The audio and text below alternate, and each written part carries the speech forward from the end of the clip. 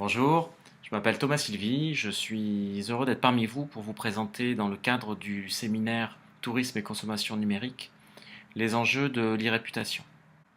Alors avant de démarrer, je souhaitais remercier l'Office du tourisme de Châtellerault pour me permettre d'être ici présent malgré des contraintes d'agenda. Et le numérique me permet aujourd'hui d'avoir ce don d'ubiquité fortement recherché par tout le monde, n'est-ce pas, pour pouvoir être en même temps ici avec vous et à l'heure où je vous parle chez un de mes clients. Alors je vous propose de démarrer directement par une première image qui est celle-ci. Voilà, alors on rentre directement dans les enjeux de la réputation. Je me suis demandé en préparant cette conférence de quelle façon j'allais me présenter initialement, et puis finalement j'ai trouvé que cette première slide parlait à la fois de moi et puis à la fois de l'e-réputation, puisque vous voyez quand on tape Thomas Sylvie sur Google et qu'on fait image, voici ce qu'il en ressort. 32 photos, dont 26 qui ne sont ni de moi ni de mon agence. Concernant mon agence, elle s'appelle Back of the House. C'est une agence conseil en expérience client dédiée aux hôteliers et aux restaurateurs. Notre vision est d'aider nos clients à faire en sorte que leurs clients repartent avec un wow effect de leur établissement. Nous travaillons bien entendu sur la gestion de la réputation, et c'est pour cela que je suis présent avec vous aujourd'hui pour en parler. L'idée de cette conférence est donc d'échanger avec vous sur l'e-réputation et l'expérience client, de comprendre pourquoi il est indispensable de gérer son e-réputation et de vous donner quelques clés pour démarrer la gestion de votre e-réputation. Alors, qu'est-ce que l'e-réputation ? Il existe beaucoup de définitions de l'e-réputation, je vous propose d'en parcourir quelques-unes pour bien comprendre le sujet. La première définition que je vous propose est celle de Charles Fonbrun, qui est un professeur à l'Université de New York et qui est spécialisé dans les réputations. Charles Fonbrun nous dit que la réputation d'entreprise représente les jugements cumulatifs du public au travers du temps. Nous avons trois notions ici importantes, les jugements cumulatifs, le public et la notion de temps. Il faut donc un certain volume d'avis émis par le public sur une certaine durée pour qu'il y ait réputation. La deuxième définition est celle de Nathalie de Marcellis Varin et Serban Teodorescu, tous les deux chercheurs à Montréal, qui nous proposent l'e-réputation comme un actif intangible qui est construit au travers du temps et représente la valeur et la confiance que les actionnaires possèdent envers l'entreprise. Si nous retrouvons ici la notion de temps, nous avons une nouvelle notion qui est très importante et qui nous fait bien comprendre les enjeux d'une bonne gestion de la réputation, c'est la notion d'actif intangible. L'e-réputation fait donc partie intégrale d'une entreprise. Dans cette définition, les auteurs parlent d'actionnaires, mais nous pourrions également, à la place d'actionnaires, mettre les parties prenantes. La dernière définition dont je voulais vous parler est celle d'Arnoux, Price et Zincan, qui en 2002 nous disent que l'e-réputation est la dernière étape du cycle de l'expérience client. Ces trois chercheurs ont en effet mis en relief le cycle de l'expérience client, qui, selon eux, comporte 4 étapes. L'étape de la recherche, l'étape de la réservation ou de l'achat, l'étape de la consommation ou du séjour, et l'étape du souvenir et du partage de l'expérience. La première étape est donc celle de la recherche. Cette étape est une étape très importante car c'est l'étape où le client fait son choix et vous devez donc vous différencier. Afin d'illustrer cette étape, je me suis permis de regarder le site de l'Office du tourisme de Châtellerault et voici la copie d'écran que j'ai obtenue lorsque j'ai fait une recherche sur les établissements où je pouvais dormir. Donc en cliquant sur où dormir et en sélectionnant hôtel et restaurant. Cette première page nous indique 9 hôtels et restaurants. Le Relais de la Motte, l'Hôtel Campanile, l'Univers, le Relais de l'Aiguillon, la Gourmandine, le Corby, le Pigeonnier du Perron, l'Ibis et la Belle Étoile. Le premier constat que je peux faire en tant que visiteur et donc en tant que personne qui ne connaît pas Châtellerault, c'est que l'hôtel-restaurant La Gourmandine, l'hôtel-restaurant La Belle Étoile et l'hôtel-restaurant Le Pigeonnier du Perron n'ont pas de photos de leur établissement. Et donc, a priori, je ne vais pas forcément aller cliquer dessus pour voir qu'est-ce qu'il y a derrière, parce que j'imagine en fait qu'il n'y a pas de photos du tout au niveau de ces établissements. En regardant mieux, je me suis aperçu qu'en fait, le logo de l'Office du tourisme de Châtellerault avait des carrés, et qu'en fait, ces carrés de couleurs de ces établissements correspondaient aux couleurs du logo. Découvrant le site pour la première fois, je peux passer à côté de cette information et donc passer à côté de la découverte de la Gourmandine, de la Belle Étoile ou de l'hôtel-restaurant Le Pigeonnier du Perron. J'ai continué ma découverte en allant voir les photos de différents hébergements, hôtels, hôtels-restaurants, gîtes et chambres d'hôtes. Et voici quelques photos que j'ai pu prendre de façade. Alors je n'ai plus le nom de tous les établissements en tête, je pense que vous les retrouverez beaucoup plus facilement que moi parce que vous les connaissez. Je voulais juste en fait avec ces images vous montrer qu'il y a un établissement qui se distingue des autres et qui pourrait être ce qu'on appelle une vache pourpre. Car tout de suite mon œil est attiré vers une façade qui est peu commune et qui est en fait une illustration avec des flèches qui nomment les types de chambres. Et ce qui est intéressant donc ici, c'est que c'est vraiment le seul établissement qui va se différencier des autres avec cette approche. La deuxième étape est celle de la réservation ou de l'achat. C'est une étape qui doit répondre à une question simple. Est-ce qu'il est facile pour moi d'acheter ou de réserver tel restaurant, tel musée, etc. La troisième étape est bien sûr une étape importante puisque c'est l'étape du séjour, c'est l'étape où le client va être dans vos établissements. Et c'est principalement de cette étape dont vos clients vont parler lorsqu'ils vont partager leur expérience. Je dis souvent que l'e-réputation est le visage de l'expérience client. Je vous propose maintenant de regarder le visage de l'expérience qu'ont eu les personnes qui sont passées à Châtellerault et qui se sont exprimées sur TripAdvisor. TripAdvisor étant un site d'avis en ligne que j'imagine vous connaissez tous. Lorsque vous ouvrez TripAdvisor et que vous tapez Châtellerault dans la barre de recherche, voici la page que vous obtenez. 3 points nous intéressent sur cette page-là. Le point d'en haut, qui est la vue d'ensemble. Celui du milieu, qui représente les endroits où dormir. Et celui d'en bas, qui représente les activités que nous pouvons faire à Châtellerault. Je vous propose de les regarder une par une pour voir les enseignements que l'on peut en tirer.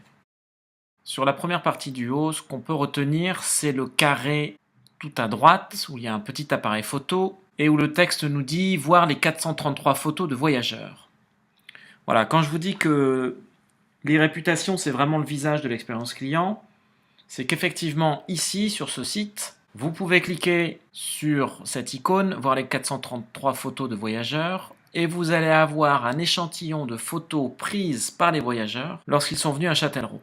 Ça nous donne donc un bon indicateur et un bon album photographique, alors même que nous ne sommes pas encore venus à Châtellerault. La seconde partie de cette page obtenue par TripAdvisor nous donne la vision des voyageurs lorsqu'ils sont venus séjourner dans un établissement de Châtellerault. Ici, les 3 premiers hôtels du classement, ainsi qu'une location de vacances, sont mis en avant. Le premier des hôtels est l'hôtel La Gourmandine. Le dernier avis en ligne date du 11 décembre 2015 et son titre est scandaleux. Le second hôtel est le B&B Hôtel Châtellerault. Son dernier avis date du 19 août 2015 et son titre est Étape sur le retour des 3 petits points. On peut imaginer qu'il s'agit des vacances. Le troisième hôtel est l'Ibis Budget Châtellerault. Le dernier avis en ligne date du 7 décembre 2015 et son titre est Hôtel un peu bruyant. Voilà donc l'image que l'on a des 3 premiers hôtels du classement dans cette catégorie-là à Châtellerault. Alors ici, on n'est pas là pour juger. Évidemment, il y a des explications derrière ces commentaires-là. Mais c'est juste pour vous dire, pour vous faire percevoir l'importance de l'e-réputation par rapport à la destination et par rapport à l'établissement. La dernière partie, qui est la partie basse de cette première image, de cette première page que l'on a sur TripAdvisor, nous parle des restaurants les mieux notés à Châtellerault et des activités favorites à Châtellerault. Donc nous avons le Crêpier Breton, la Maison d'Alice, la Ferme Saint-Jacques, qui sont les 3 premiers restaurants les mieux notés à Châtellerault. Et en activité favorite, nous avons le musée Automoto Vélo et l'Office du tourisme de Châtellerault. Même si avec ces premiers points, on sent bien qu'il faut gérer son e-réputation, je vous propose maintenant d'approfondir cela et de voir vraiment en détail pourquoi il faut gérer son e-réputation. Alors le premier principe est celui du cercle vertueux. En effet, plus vous allez améliorer la gestion de votre réputation, plus vous allez répondre, plus vous allez avoir d'avis, et plus vous allez avoir un bon référencement naturel. Et du coup, au niveau de la recherche, vous allez remonter, et vous allez vous différencier. Et donc, vous allez avoir plus de réservations. Si vous avez plus de réservations, vous aurez plus de séjours. En ayant plus de séjours, vous aurez plus d'avis générés. Il faudra y répondre. Et ça vous donnera également, à nouveau, plus de référencement naturel. Etc., etc. Le second principe est celui que le consommateur est meilleur conseiller que l'expert.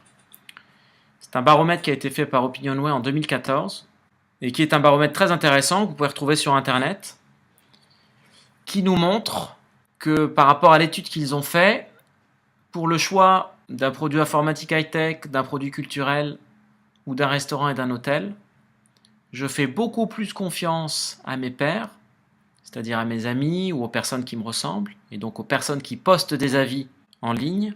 Je leur fais donc beaucoup plus confiance à ces personnes-là que je ne fais confiance aux professionnels. Ça veut dire que pour choisir un restaurant ou un hôtel, je ferai plus confiance à un avis qui sera sur TripAdvisor ou sur Booking qu'à ce qui sera dit sur le site internet de l'hôtel.